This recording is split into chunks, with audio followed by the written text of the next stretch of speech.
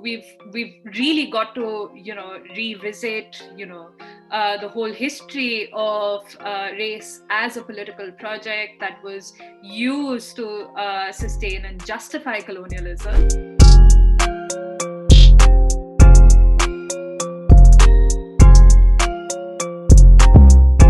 Everyone, thank you so much for coming, and to my wonderful panelists. I'm so excited for today's conversation.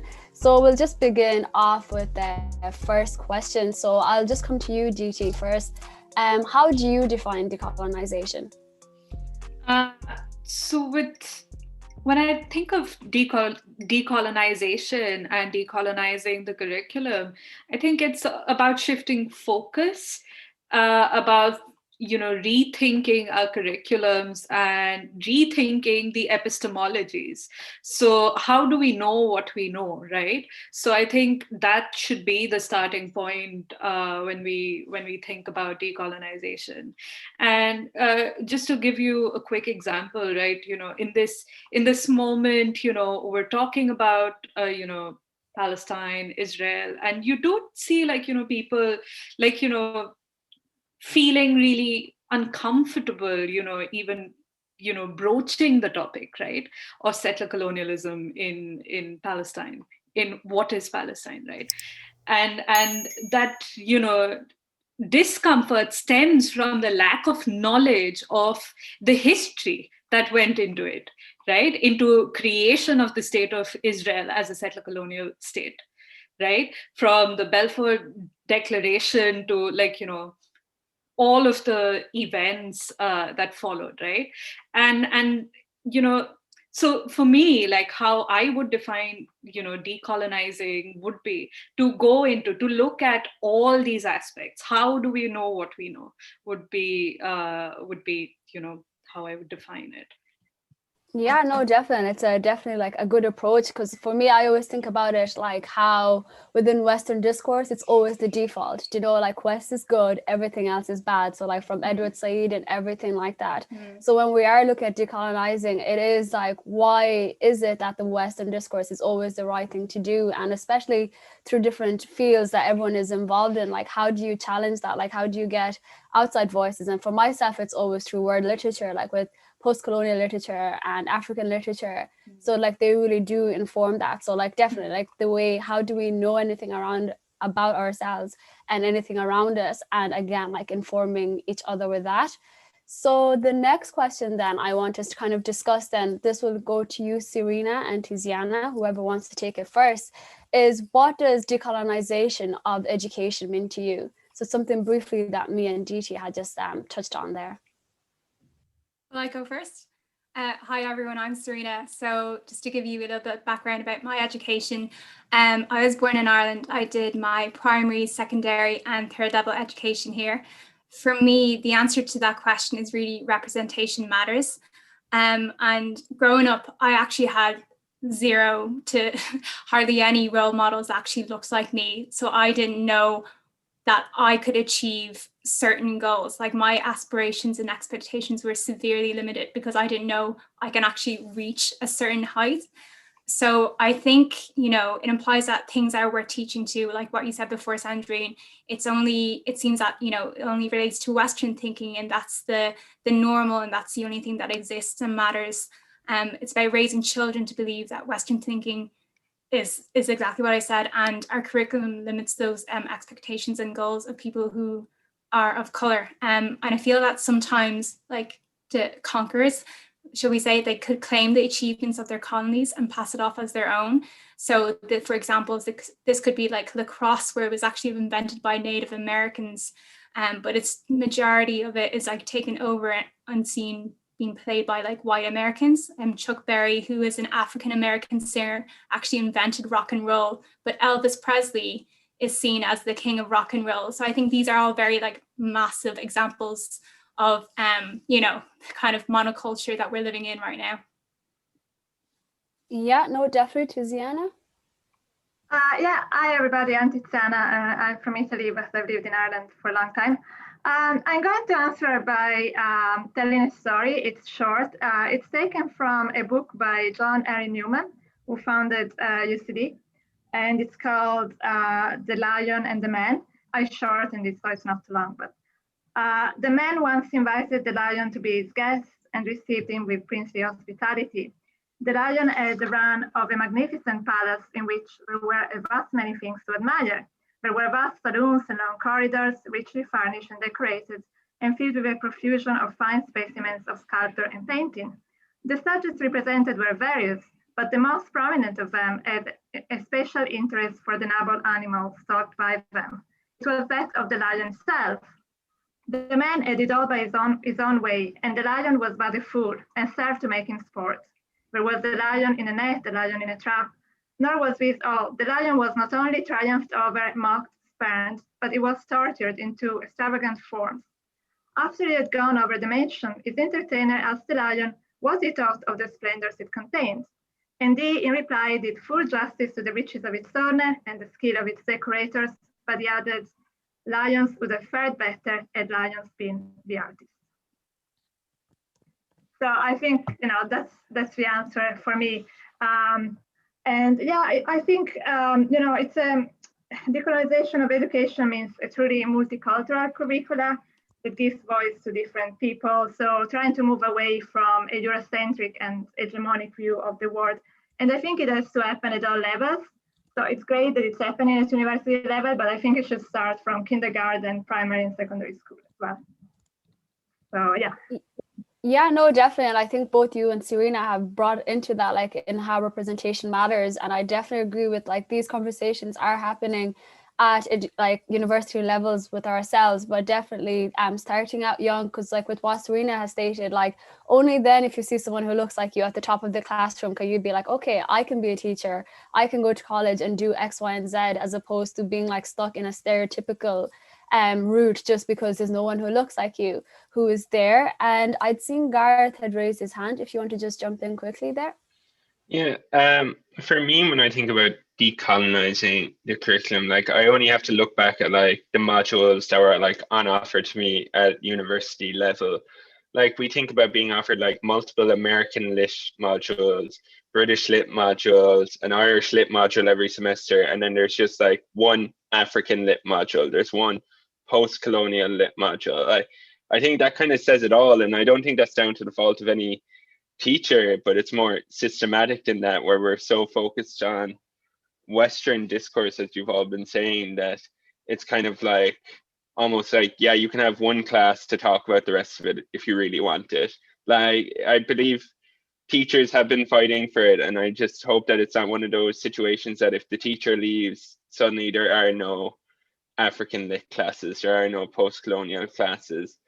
But I think you're all right in saying that it goes a lot further than third level education as well. It has to be much more, how would you say, like it has to start earlier, like you're saying. But for me, that's where I see it kind of taken root, is definitely in like my degrees of just learning about past theorists, thinkers, or just the classes on offer. I think that's where we really need to start working our way into as well.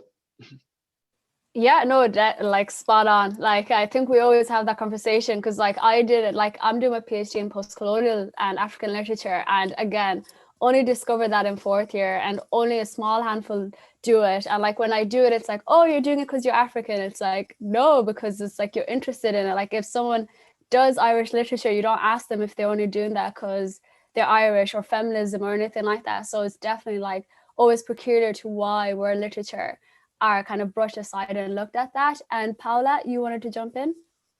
Yeah, exactly. I totally agree with you and Gareth too. I feel it's so systematic, way more, of course, right? I feel our community right now is Irish universities. So I'm very focused on that. And coming here and being in UCD for almost 5 years now, it's kind of like, of course, the decolonization of the education needs to be very deep. It cannot be only readings or things like that, but the fact that in all the modules I took in international relations in a global university that is portrayed as super international and that is calling us from our countries, because I'm Brazilian Ecuadorian, to study here. And everything was super old white men theorists, and that was it. No modern theory. Never there was a module on my countries, and the only time that my countries were mentioned was once Mexico as a failed state, and that's it. Like, it's so Western focused. It's actually ridiculous. Yeah, no, you're spot on there. And I think like with what you mean, like in what you're saying, like in regards to the people that are taught, like I always make this joke about like how everyone when thinking about like, oh, we're decolonizing the curriculum, you literally just throw in Edward Said and Frantz Fanon, and that's the only people that you get taught on. And I'm like, there's other Black thinkers, there's other non-Western thinkers, but like to decolonize the curriculum, it's not just having sprinkling one random Black feminologist or anything like that. You do have to find the root to that. And like even with what you're saying, when it is like talk about like, let's say Black bodies, it's always described in a very like victimized sense. So like you never hear any good, like even like things like with Black history, it's like it's just history, like why does it have to be things like that? So definitely people are engaging in this conversation. And that this leads to my next question for you, Paula. What elements of colonization of the curriculum like have you noticed in each of your fields of study in university? So you were saying like you've been in UCD for 5 years, so like what elements have you noticed? I did politics and French because I'm very interested in French literature because I love it, and in politics because my dad was a diplomat. So I always knew loads about South American foreign affairs and our international relations with the world.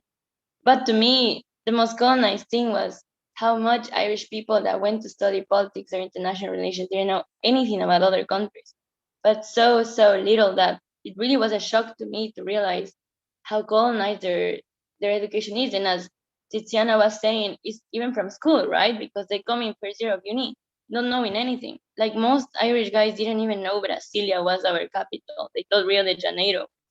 Like it's just a level that I feel is so not okay for a Western country, and for a country also that has so much privilege, and it's so like a show of what other countries should be. And for example, as I was telling before, like none of the modules were in Latin America. And I always pushed and asked people in my department, like, why, right? Like, there's no, if you're not doing a master's, there's no way you can take anything on South American anything. And in literature is the same. Because, for example, in French literature and connections, there is a lot with Latino writing. And also Latino literature is like incredible. Of course, there's like so many amazing writers and everything. And so many incredible prizes have gone to South American writers. But that seems to be like totally erased from the Irish knowledge and not even worthy to be there and to be taught in an Irish university, which I find like quite shocking. So yeah, and for example, even I feel it gives such a strong message, right? Like, oh, if you're Latino, let's say in my case, or a migrant or a brown person, you cannot bring anything to the discussion of theory, of foreign affairs, of literature. And it's such a massive statement to say. Like, I feel it's already pretty bad that we don't have lecturers from different backgrounds in such a global university. But way worse that not even modules like this about other topics that is not white Western education. Yeah, no, definitely. I think that goes back to what Serena was saying in regards to representation matters.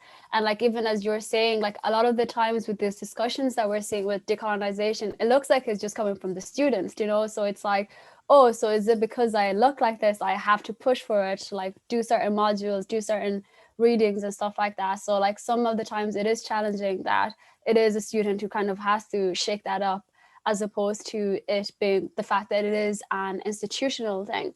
So I'll just come next to the next question, and it's just for you, Serena, but anyone else can just jump in. In your opinion, like what are the impacts of the monocultures of knowledge or the universal nature of Western knowledge and its implicability independent of context? Yeah, no, absolutely. So I think I touched up like briefly about this before, but I feel like, you know, monocultures of knowledge is completely erases like the history of other cultures, like their achievements, their arts, their literature, their civilization. So I think if we are only given one aspect of education, it really limits our knowledge, and it also limits our way of thinking as well. It's very linear. And it doesn't help with being able to think outside of the box as well, and to be able to understand from different perspectives. Like if you're taught a certain way, then you think, oh, this must be the right way to think. There's no other alternative. And if I have like another race, and if I have like a different way of thinking, then that must be wrong, or there's something wrong with me.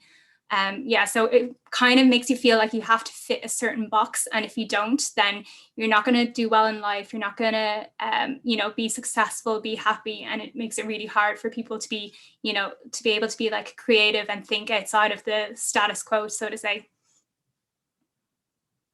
Yeah, no, definitely. And that's spot on. And I think that goes back to the point I was making, where it is students who are like, let's say if you're taking a specific class, you're the one which has to go and look for those different voices, as opposed to that being something that is celebrated in the classroom, as you were saying. And Paula, I can see that you just want to jump in.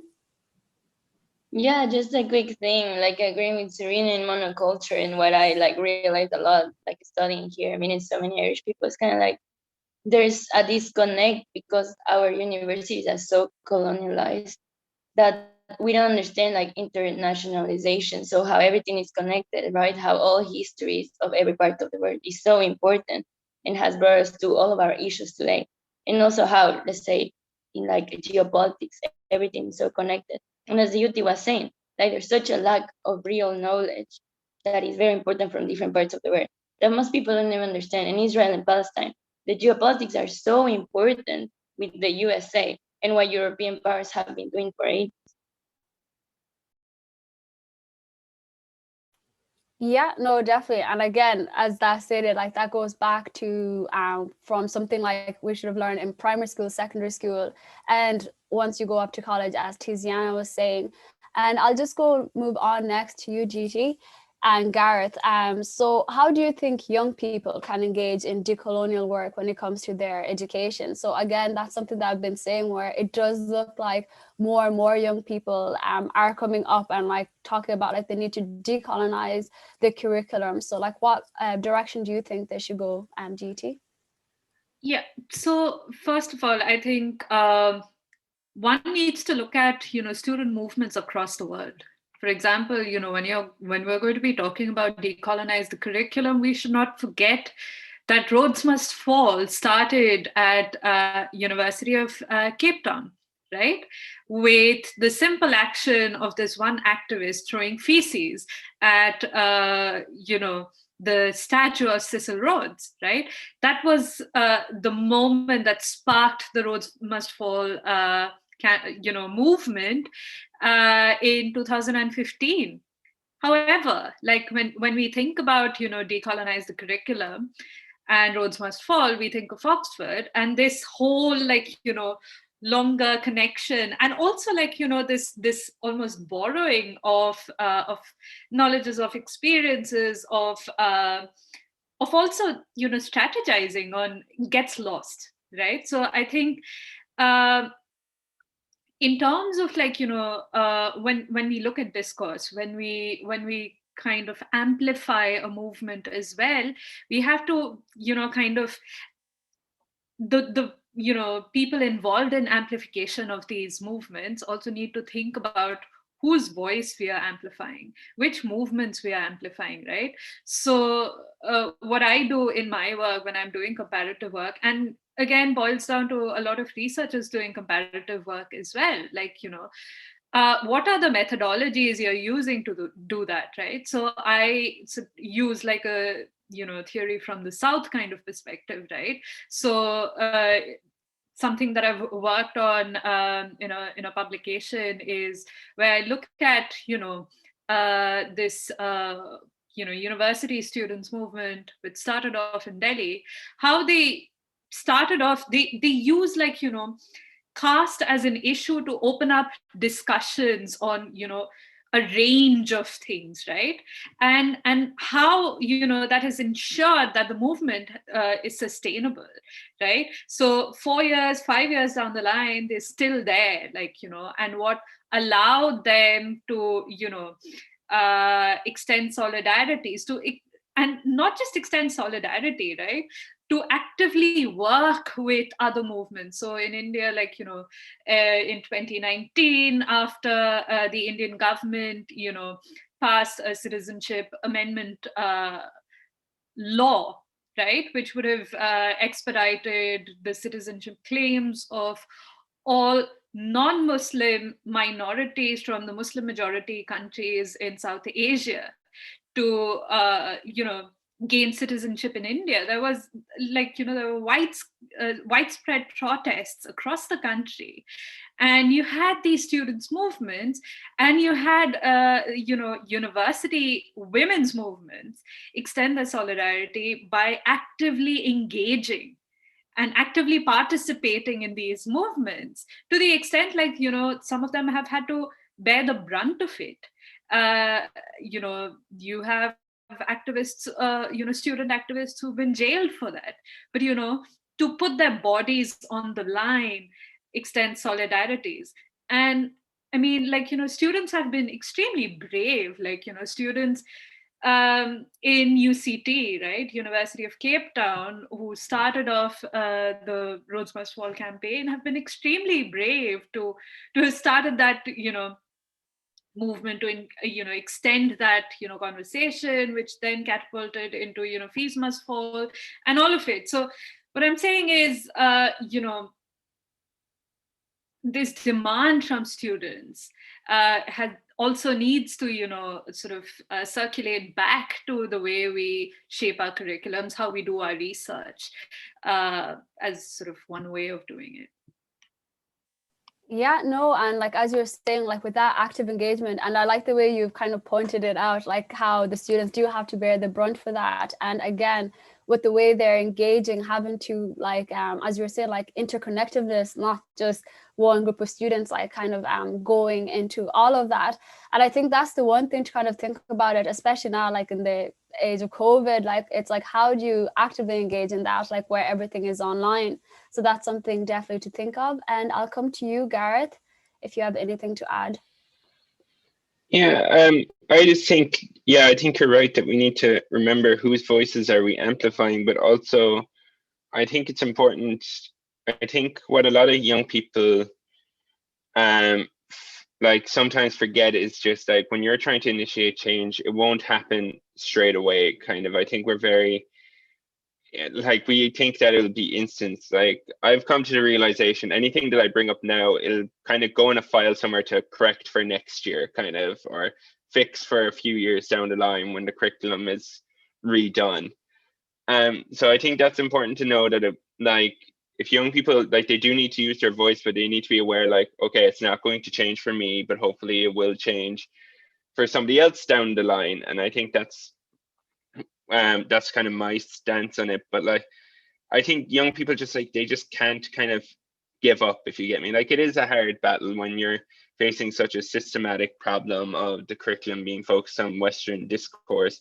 But like you said, it's the young people coming forward to do this. I think we just need more unified movements. I think Irish universities don't really see many kind of unified movements. It seems to be very individualistic when it comes to trying to initiate these changes.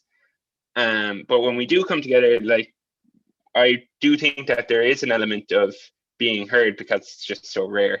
People are going, oh, it must be serious if they've all managed to agree on something. So I think it's just a matter of trying to unify and just keep the conversation going.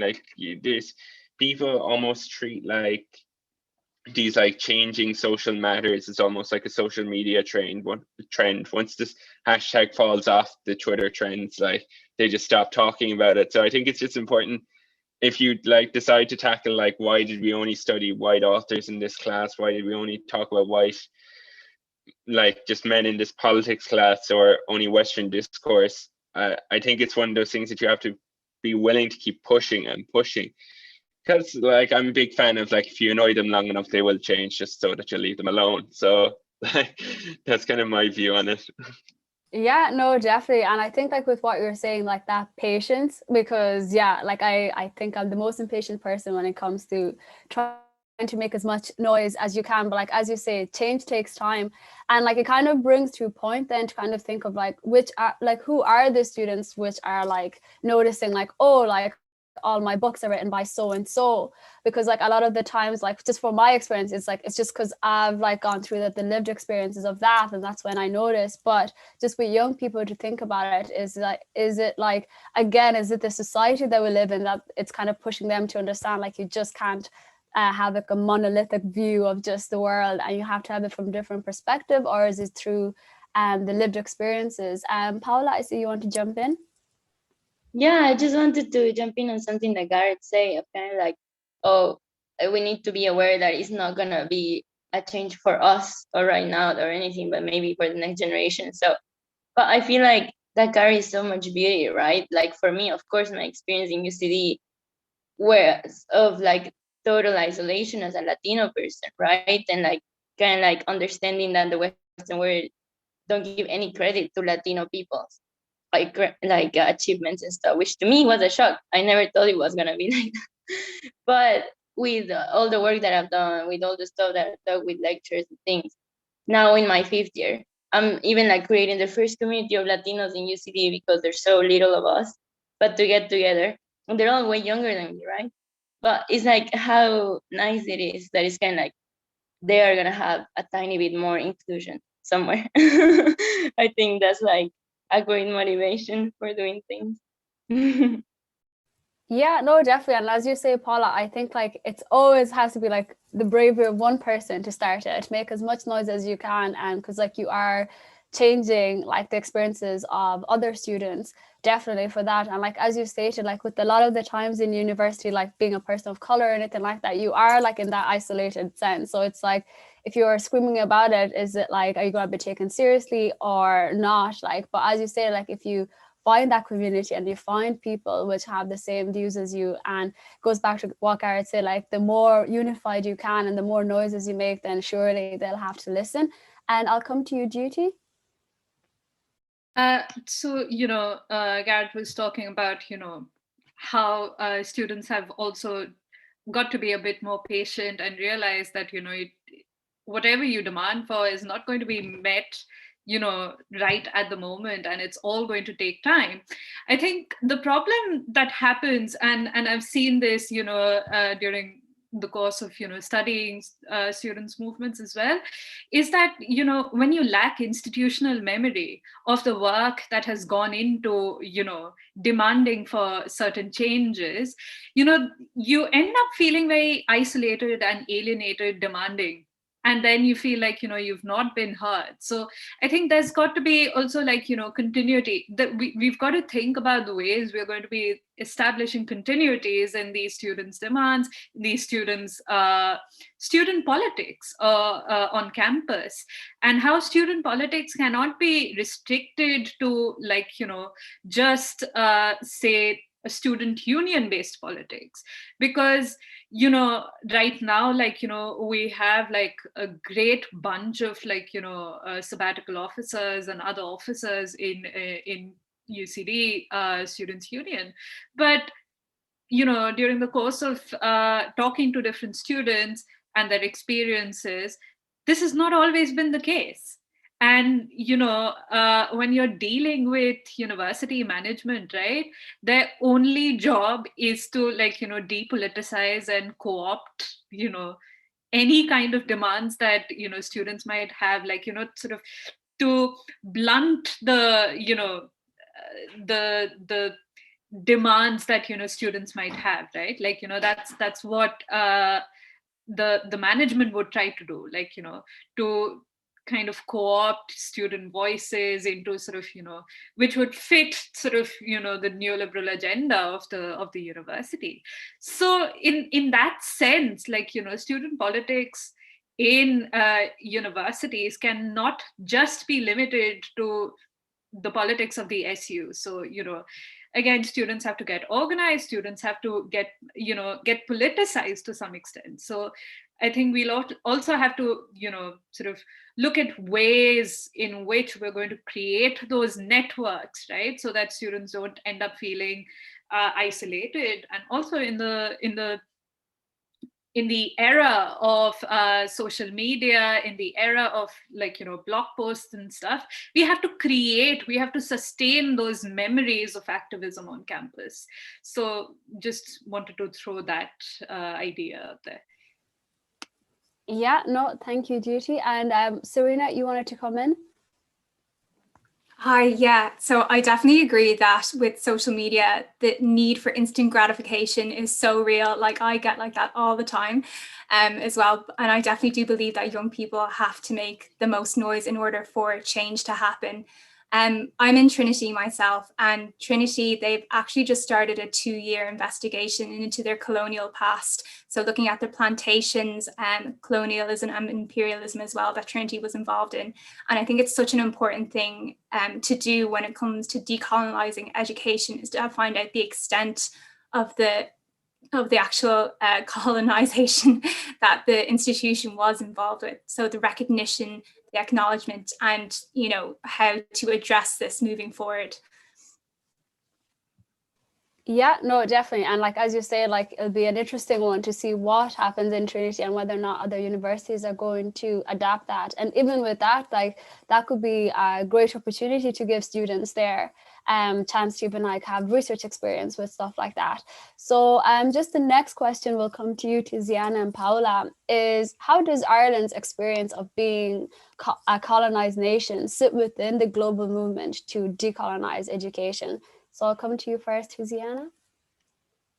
Yeah, so I just add a point. It's not really about answering that question, but it's also about, it's about research. You know, there are two pillars in academia. One is teaching and the other is research. And the thing is, if you look at prestigious international peer-reviewed journals, the vast majority of articles published by in those journals are by researchers from high-income countries. So it's much more difficult for researchers from developing countries to get their research published in international journals. So that has obviously a bearing on, the state of, the scholarship and what is influential and what is not. So I think it's not about teaching, but it's related to the decolonization of the curriculum. So yeah, that's one thing I wanted to talk about.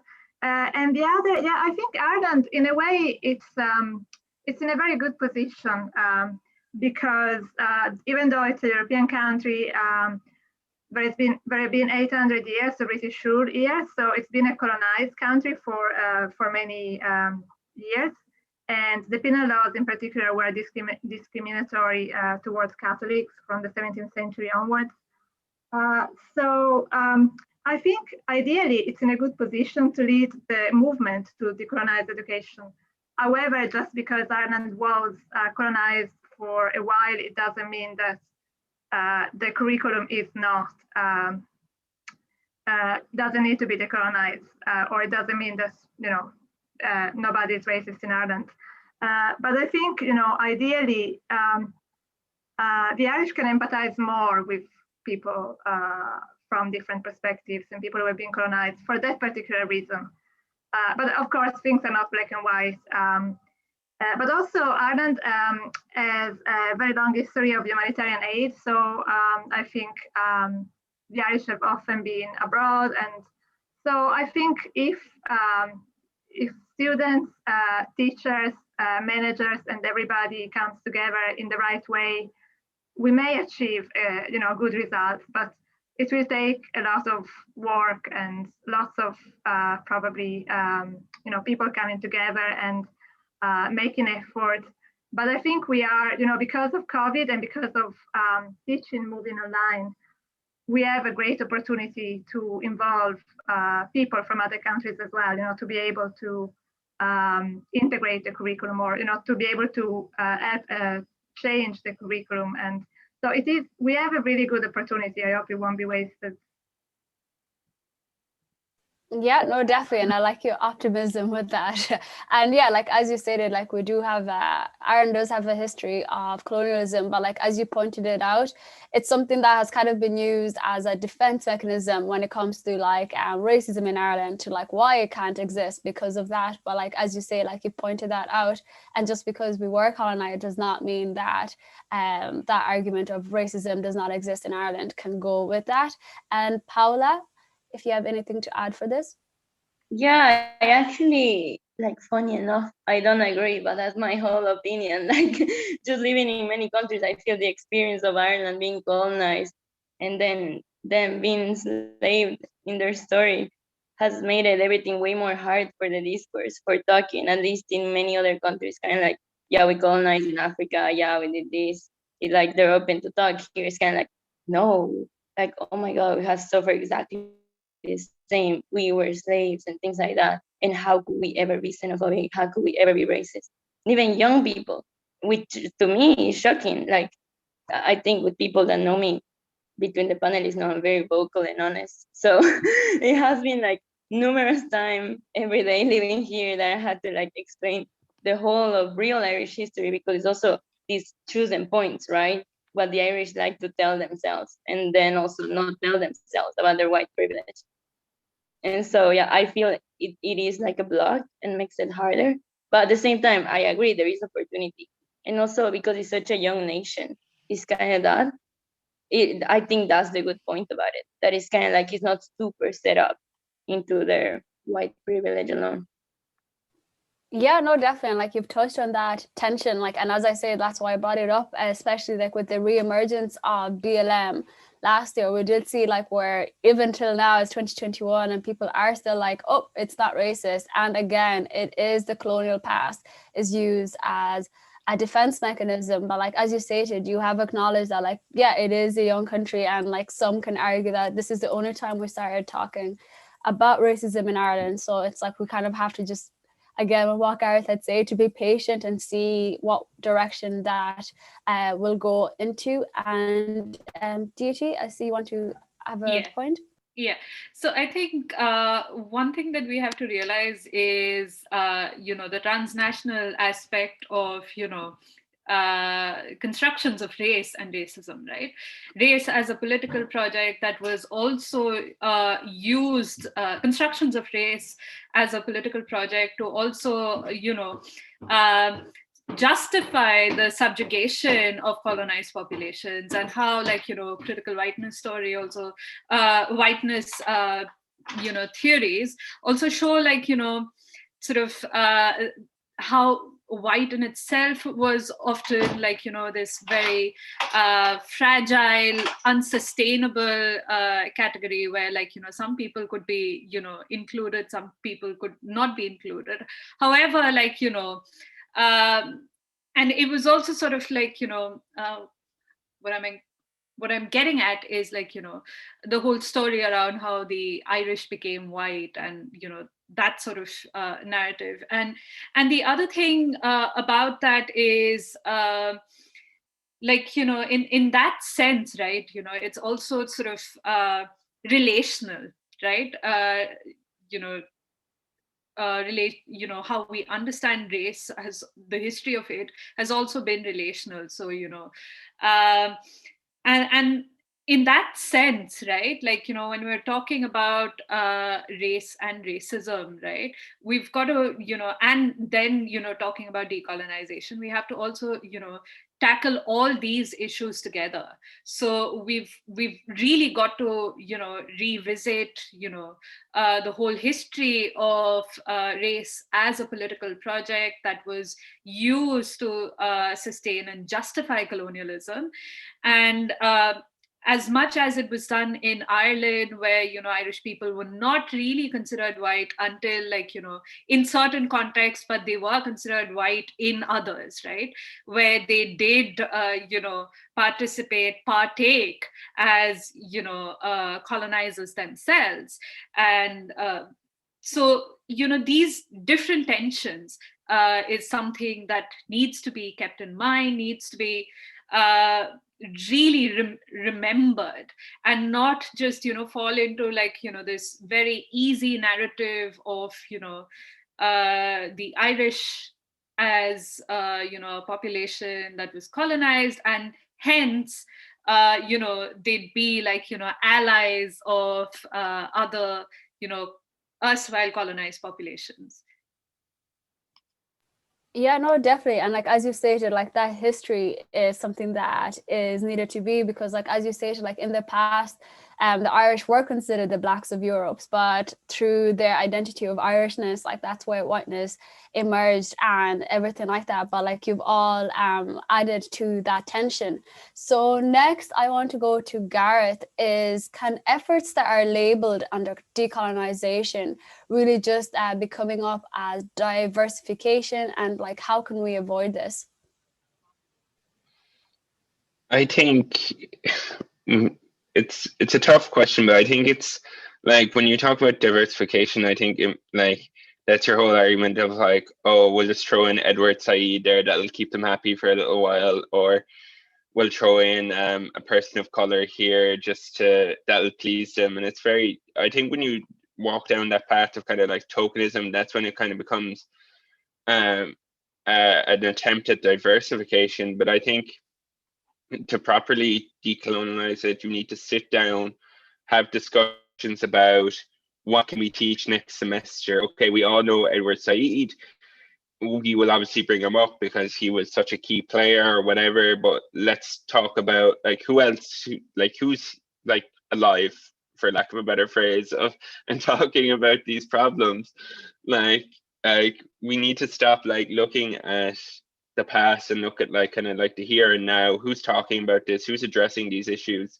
And can we bring them into discussion for our students now? Because I think when we talk about like when we look at colonial history, like it's such a like that happened back then. Like what does it have to do with now? I think that's kind of the Irish sentiment to it. Like, oh, these countries are independent. What do you mean we still have to talk about their colonial past? So I think we still need to we need to address it in much more present tense than the past tense. Obviously acknowledge that like many countries like Ireland were colonized, but now we need to look at like how these countries are now, as well as their positives and their negatives, but mostly the positives, because not every like post-colonial country is like failing. Like some of them are doing so well, but when we think of them a colonized country, we think of them now as failing for some reason. And it's just, so I think we need to really, I think to properly decolonize it, we need to start looking at these countries kind of more presently,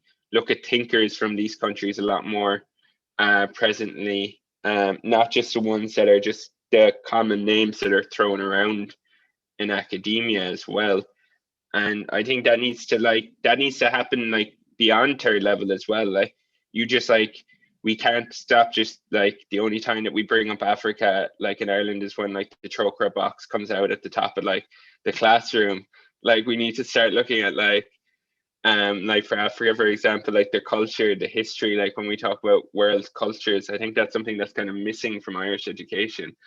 So like we need to stop looking at colonial nations as something that's either failing or their issues were in the past. I think we need to really bring it more into the modern and a lot more positive reflections on those nations as well. Yeah, no, definitely. I agree with what you say there. And I think like for me would be like genuine interest from the people which are making the curriculum. So like, as I said, I always have a problem where like, it's just, okay, just going to Google and like the first people that come up, like that's all they're going to teach. Like as Gareth has said, like there are live thinkers now which are challenging these Western discourses. And again, it's just looking at it like in regards to Ireland being multicultural, like there's so many different, especially like even like let's say in Irish literature, like there's so many Black and Irish poets coming out. So it's like, why not like just look at the world around you and kind of garner from that, as opposed to, as Gareth was saying, like looking at the other from just that perspective of, oh, always catching up, always doing that, because like it does inform the way people think about people which are not Irish. It's like when Gareth brought up the trocar box, like that's all that anyone knew, like when I went to primary school, like that's all that you know from Africa. And again, it's why, because like in our history books we only learn about the Black body through slavery. Like you don't learn anything else about them being doctors, X, Y, and Z. So definitely like just genuine interest there. And so I'll just go to the last question just before we open up the Q&A, and then this last question will just go to Serena and to Ziana. So the last question is, should institutional branding, like example TCD buildings named after slave owner and George Berkeley, be updated to reflect our contemporary period, or are they products of a specific historical era that should remain unchanged? And anyone else, please feel free to jump in. So I'll go to you first, Serena. Yes, sure. So George Berkeley, I'm in Trinity, and one of the libraries is named after him. So he was an Anglo-Irish philosopher who rationalized buying slaves as a way of Christian conversion. And I think it's such a slap in the face for those who have families that were, owned, or ancestors that were owned by him, and going and being educated in this library. In a way, it's kind of glorifying his past and kind of trying to humanize him as a person as well, by saying, oh, but he has these other achievements, so that's why his name should stay on it. But it's like, no, he also was a really terrible person because of X, Y, and Z.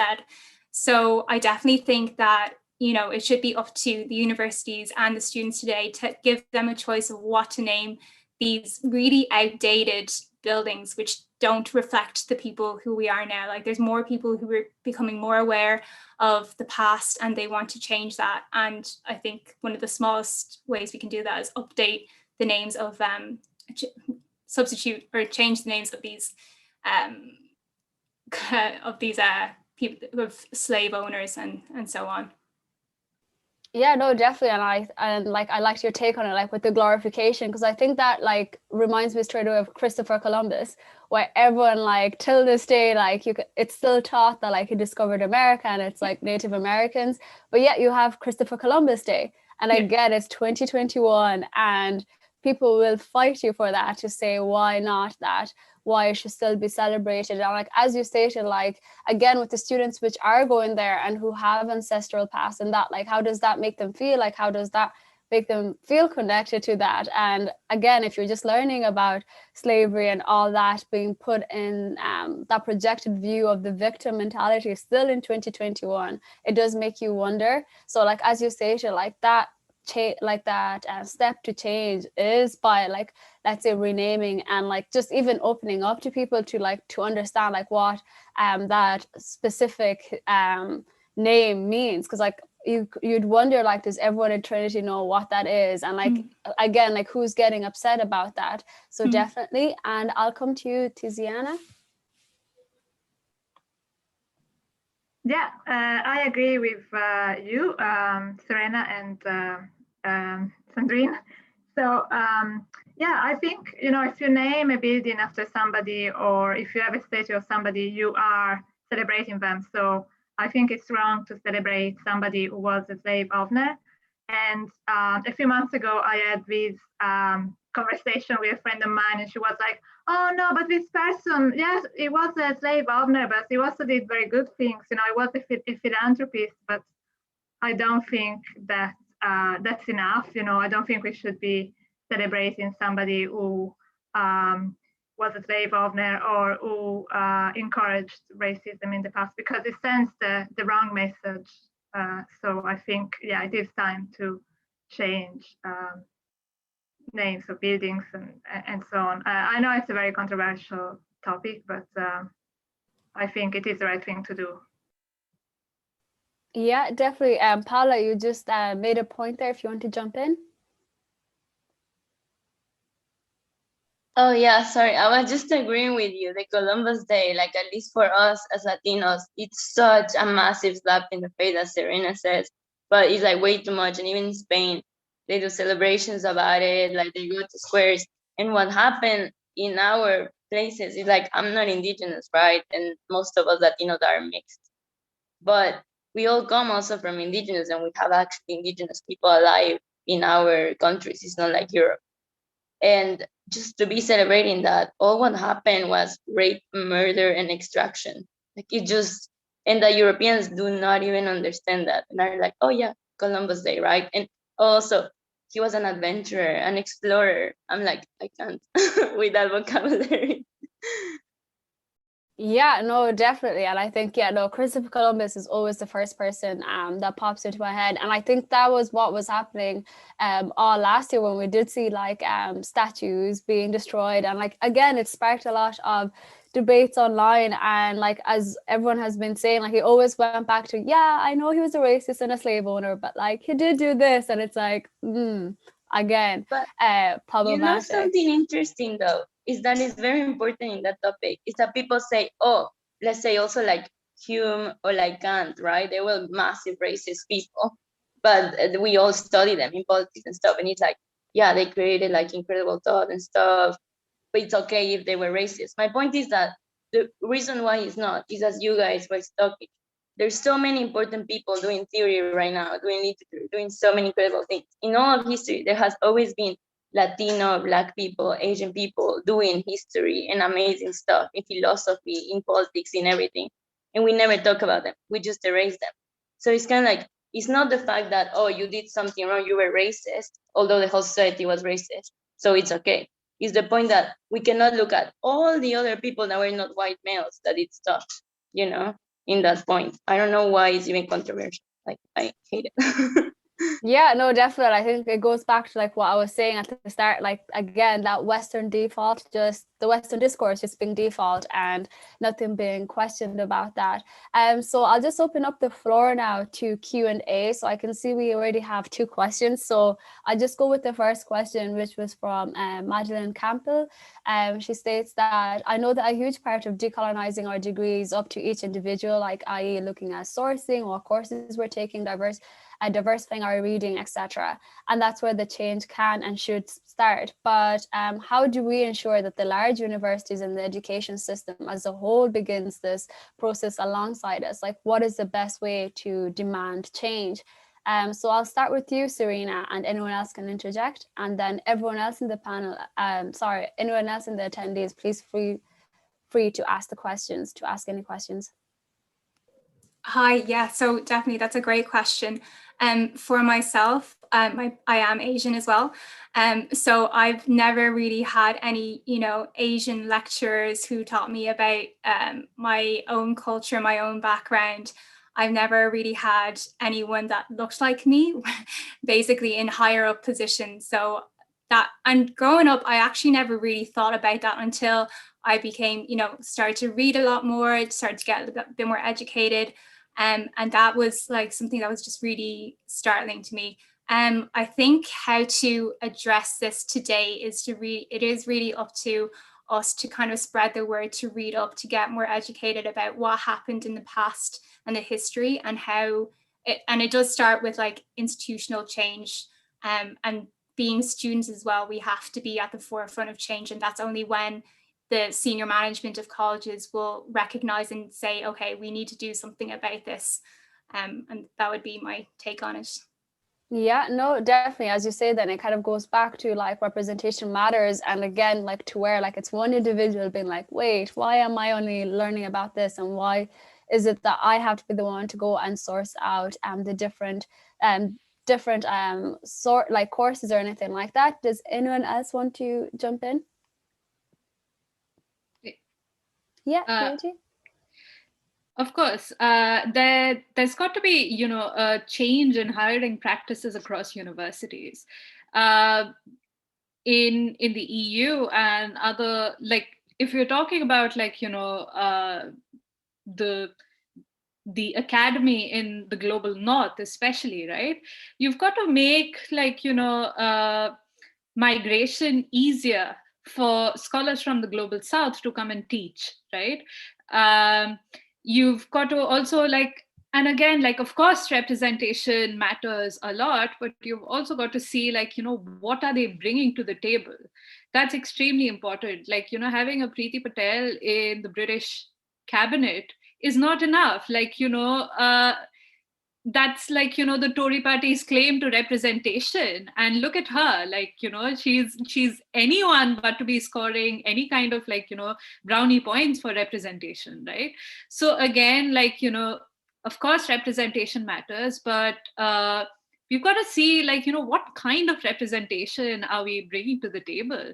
Are we just bringing, like, people who are going to, like, shake their heads, not in favor of whatever the university or whatever a certain, management is going to push, their agenda towards, or someone who's going to be, willing to stand and, stand up for what is right, and, a more, like, just kind of politics. So I think we've got to, move beyond this very simplistic understanding of representational politics as well. I think that's extremely important. Yeah.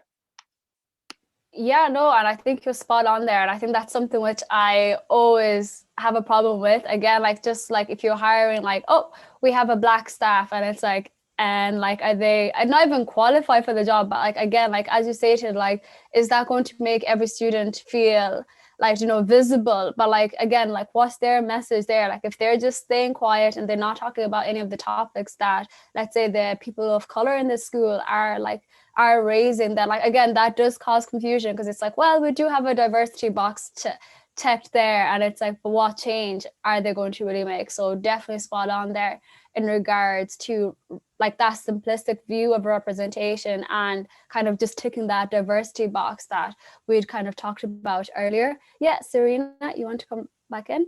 Hi, sorry, no, Judy made a very, very excellent point about hiring strategies. And I just kind of wanted to, like, add on top of her comment as well. I feel like a lot of companies, when they see a CV and they see a name that they can't pronounce, or they feel like, oh, this person automatically probably has really terrible English, we're definitely not going to try and hire them or send them out for an interview. I think that's kind of like a presumption that some companies and institutions need to get over, and not base their merit and, like, the applicant's merit and their knowledge based on their name alone.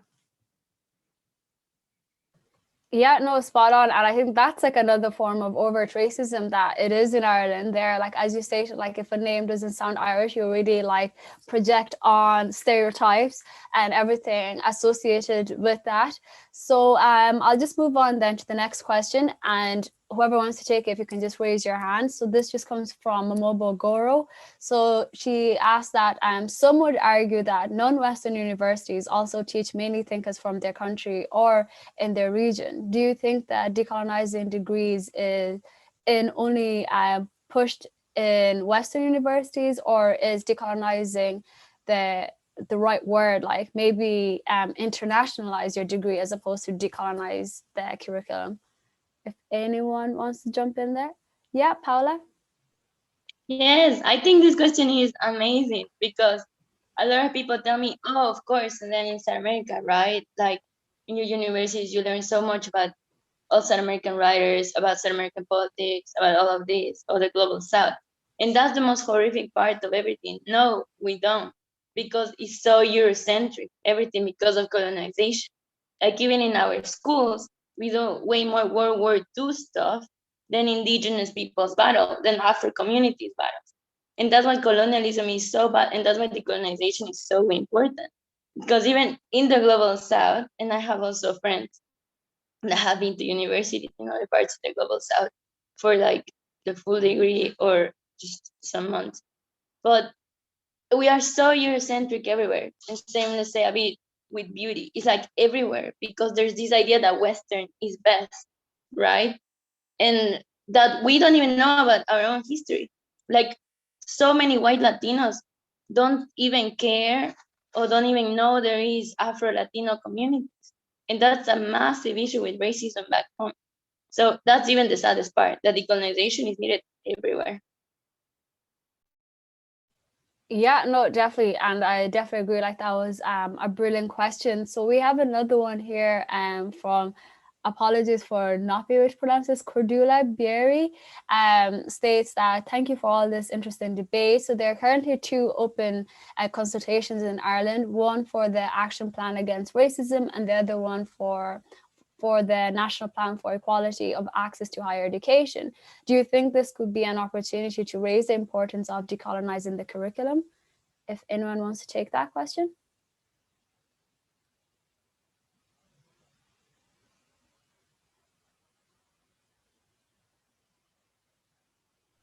Yeah, I can take it. No Yeah. one's to answer. I feel it's complicated, right? Because all these national things of like trying to change policy, mostly in education. I study all of those things right now in Ireland that like they happened before. Same with racism, that they've been there for a long time, and also with xenophobia and migration. And what it seems to me, right, in studying this, is that they are really great. They are really ambiguous too, like the white paper with direct revision, which leads to a lot of time, a lot of people not understanding what it says and what is going to happen. And also for them just being able to say every 5 years, we're more or less in the point here. This didn't work. Yeah, just one of the points out of 25 work. And knowing the population actually knows that even they are happening. So I feel it's kind of like very difficult when there's no real pressure in the government to make things change.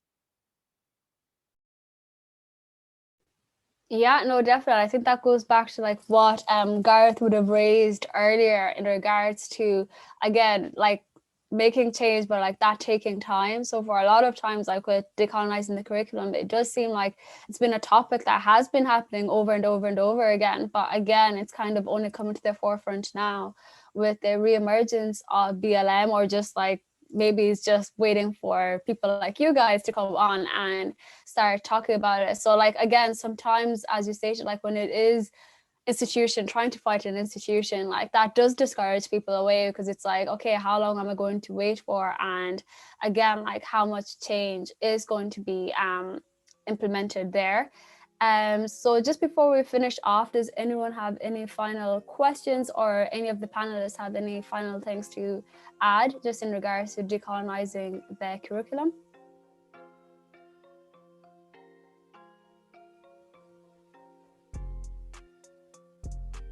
Okay, yeah, that's perfect. So thank you everyone so much for tuning in, and thank you to Stand and Gorm for allowing us to have this discussion. I hope that everyone enjoy themselves and to listening to what everyone was talking about. And in regards to what Amy had said earlier, everyone's Twitter handle is there. So like everyone here is very vocal on Twitter, so they will be fighting someone about decolonizing the curriculum. So please do follow them.